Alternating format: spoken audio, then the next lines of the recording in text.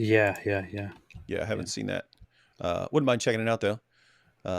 Douglas Murray is brilliant, and he knows how the so-called Middle East politics work. Hamas is a terrorist group. Yeah, he does seem to understand the stuff that's going on pretty well. But with that said, let's get I back love this. to I love this guy. he I is. love. He gets real brutal here. Hundreds of thousands of Muslims have been killed in Yemen in the last few years, and there hasn't been a protest 1% of the size of what we've seen in recent days and weeks in the West. Hundreds of thousands of Muslims have been killed in Syria in the last over a decade, since the civil war in Syria, by Assad, by the Assad regime, by rival jihadist groups, by intra-religious sects, and much more. And we haven't seen 1% of the people who turned out on the streets this day. The idea that Muslims actually care about their fellow Muslims is insane. They don't. What they care about is Jews. Ouch. Oh, that's good. And Yeah. and by the way, just going in a different direction, there is always this thing with remember Muhammad Hijab and for us life begins at death, or whatever he was saying, and they had there's a common saying, we love death more than you love life. Yeah. And so we love death. We think death is great. We think getting killed by the enemies of Allah is great. That's martyrdom. That's the greatest thing that can happen. Oh, we're victims here. It's like, wait a minute. You're the ones who say you love being killed, and it's everything you want in life, and you love death. You love death. You love death. Until it's just convenient to say, oh, look, we're being killed. We're victims here. We hate death. We don't want to die. Anyway. Yeah. Powerful. There is something at the very root of Islam and followers of the Muslim religion. Where?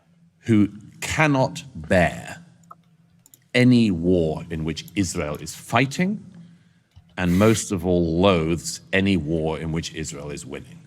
He's zeroed in right on that guy. Guys, that is the real factor here. That is the real obsession.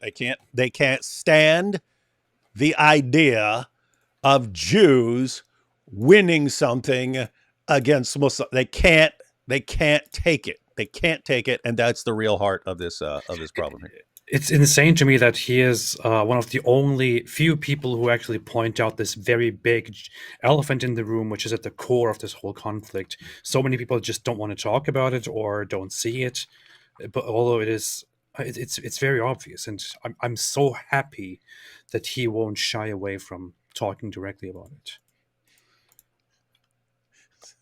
I just started reading this. We're going to need to actually have one day where we have a funeral for that verse, and we say, okay, we're kind of done with this now. Yeah. Forever.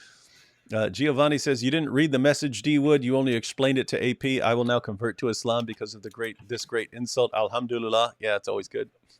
Good. Awesome. And a Ghazian Ethiopian here says, you're right. Ethiopians giving asylum to Muslims was a mistake. Indeed, we paid a heavy price. But notice, I mean, back then, so Muhammad's in Mecca. He's preaching monotheism in Mecca and preaching, hey, people need to believe in Jesus, preaching that in Mecca. And then people hear about it. It's the same reason that the Jews were, they didn't regard him as a prophet, but they thought it was cool that he's preaching monotheism and so on. But that had an effect on Christians. That had an effect, according to Muslim sources, on people like Waraka.